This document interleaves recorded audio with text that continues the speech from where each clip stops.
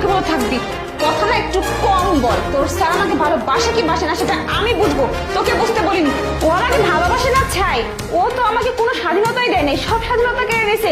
বন্ধু বান্ধবের সাথে মিশতে দেয় না, কোথাও যেতে দেয় না, পার্টি করতে দেয় না। তাহলে কি ভালোবাসে আমাকে? আমার জীবন থেকে সবকিছু কেড়ে নিয়েছে।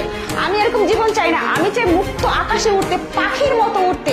আমার জীবনে কোনো বাধা থাকবে না, সেভাবে বাঁচতে। তাই আমি আমার বন্ধু বান্ধবকে বাড়িতে ডেকে নিয়ে আসছি পার্টি করার জন্য। বেশি কথা না বলি না, তোকে যেটা করতে বলছিস সেটাকে কর।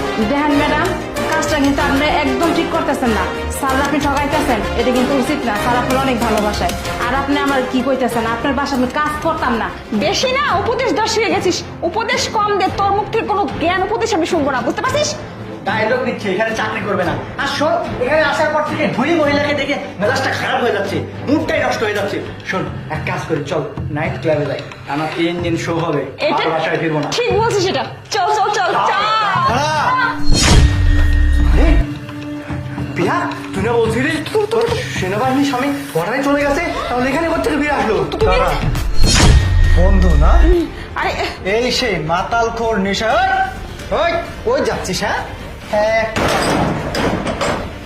দিছি, দরজা লাগিয়ে দিছি। আরে সামলাবি কি, ওটা আমি দেখে নিয়েছি।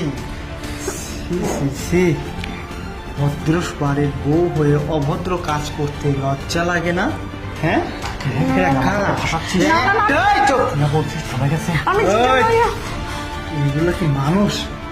আর এরা কি নিয়ে সব তো জানোয়ার।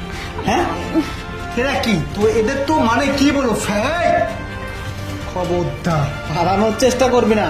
চারিদিকে একদম লক করে দিয়েছে। আর আমি আমার ফোর্সকেও ফোন দিয়ে বলে দিচ্ছি, কোনো অপশন নেই বাঁচা। প্রত্যেকটাকে আজকে বুঝতে পারছিস আর্মি আসতে কি আমি তো নিজে চাই না। পিছনে লাভ করে ফেলবে।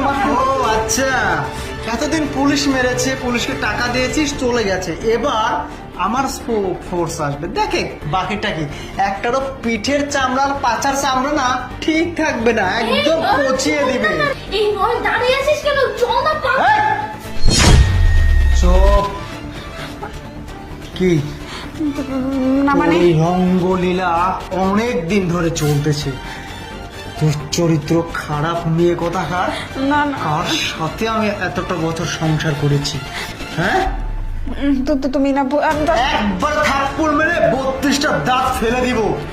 সেনাবাহিনী মার খেয়েছিস কোনোদিন? হ্যাঁ, একটা লাথি মারলে না একদম এক যুগ মনে থাকবে। তাই লাথি মারার আগে তোদেরকে ফোর্স দিয়ে আগে চামড়াটা পৌঁছানোর ব্যবস্থা করি।